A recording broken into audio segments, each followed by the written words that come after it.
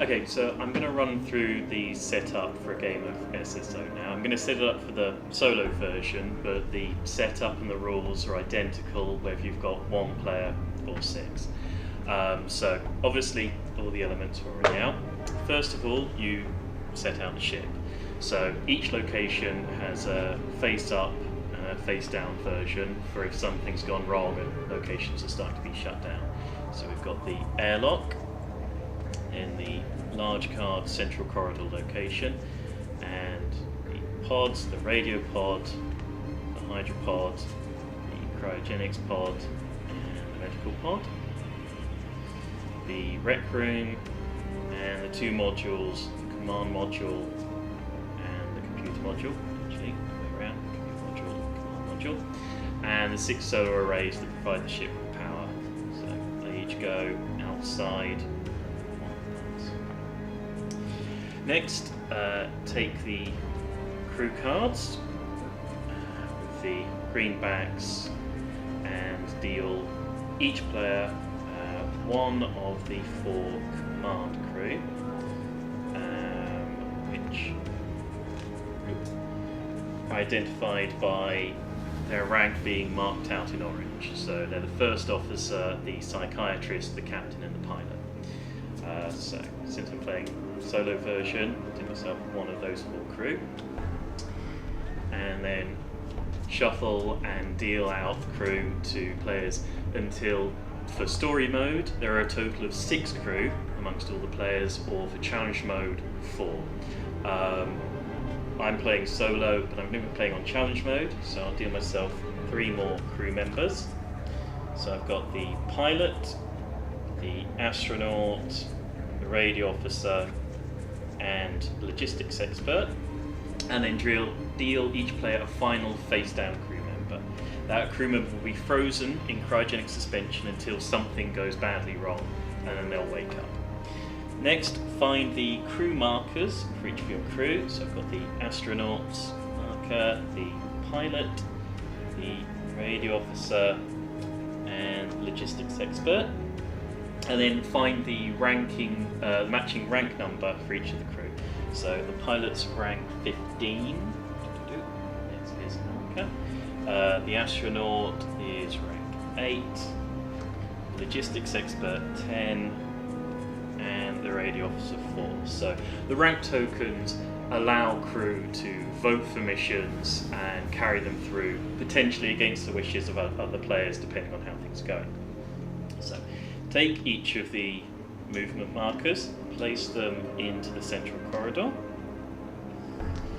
and then take 2 of the blip markers for each crew member and mark out that each crew starts the game with oxygen 0 and morale 4.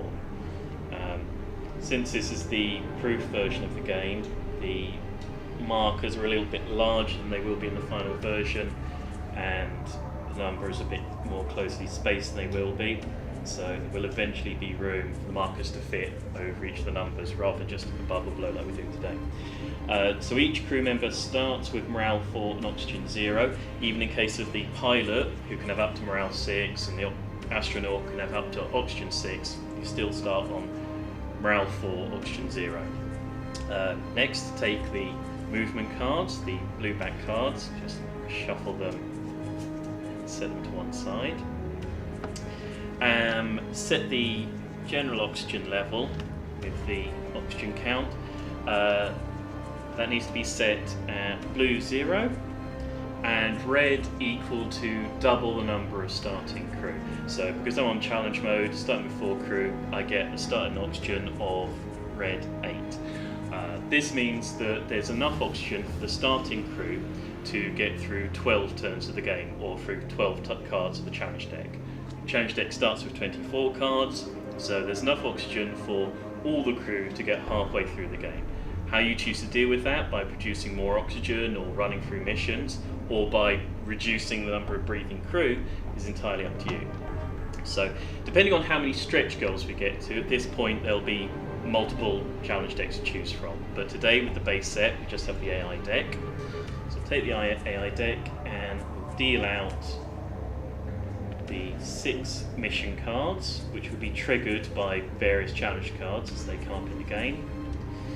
Shuffle the deck of 24 challenge cards. And you're ready to play a game of SSO. I'm going to run through a movement phase of the game. Each turn starts with a movement phase where the crew could move throughout the ship, get into the right position to do what they need to for various missions or providing more oxygen or morale to crew members. So each turn you shuffle the movement cards and you deal each player 1 movement card per crew plus an additional one. So since I'm playing solo with 4 crew on challenge mode, I do 1, 2, 3, 4, 5 cards. You obviously look at your cards and then play 1 face down next to each crew member. That will be the movement that they perform during the movement phase. So I've got move to module, move to central corridor. So some of the cards, such as the move to any module, may flip 1 challenge card face up card, give you a reward for coordinating your movement throughout the ship. So by being able to move to the computer or command module, I've clearly got some kind of plan. It will allow me to skip one of the challenge cards so they won't come up later in the game. So I'm going to assign that to one of my crew. I assign it to the pilot. He's the command member. It makes sense he should go up to the module. So my other cards at the moment are move to adjacent locations or move to central corridor. Since all my crew are already in the central corridor, I can't move to it, so that card can't be used. So I'll just play move to adjacent locations to those crew members. And then in a multiplayer game, we start with the highest ranked crew members controlling player.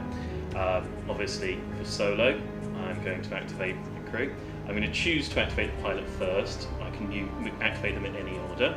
So the pilot is going to move over to the computer module. Since he's moved to the module, I get to flip on the challenge cards. So challenge cards flipped outside of the challenge phase don't get resolved. I skip that challenge card, whatever bad things will happen won't occur. And then each of my other crew members, I can move the radio officer to the radio pod, and the logistics expert and the astronaut, I'm going to move both of them over to the oxygen hydropod. So cards are played face down because you never have to tell other players whether you can move to where they want you to, just in case you're not being as helpful as you could do. If you resolve a card, you flip it face up. If you choose not to, or you can't resolve it, it must be lifted and discarded face down. So I discard my challenge movement cards over to the movement deck. So after each movement phase, there comes the check phase. The first step of the check phase is that all the crew have to breathe. Breathing is fairly simple. You count the number of crew members who are able to breathe within the ship or choose to breathe within the ship, and then you count down the oxygen marker on blue for 1 for each crew. So we start on 0 at the moment on the oxygen marker, so we go down 1 takes us back to the 5, 2, 3, 4 puts us on the 2. So we went from the 0 down to the 5, we move the red marker down 1. The oxygen supply counts in base 6. It's not important, but if you have 6 crew members, you can simply move the red marker down 1, making things a little easier for you. Any crew members who are outside the ship in the solar arrays have to breathe the personal oxygen on their crew card, or they'll suffocate and die. Crew members in the cryogenics pod don't need to breathe. Crew within the ship have the choice of whether to breathe their personal supply or the general oxygen. Because I've just started this particular game, no one's got personal oxygen, so they're breathing the general supply. So that's how breathing works for crew in SSO. So during each check step, after the breathing step, and after we've checked the morale of the crew members, we have the chance to use the crew actions that are either printed on locations or on each particular crew member's card.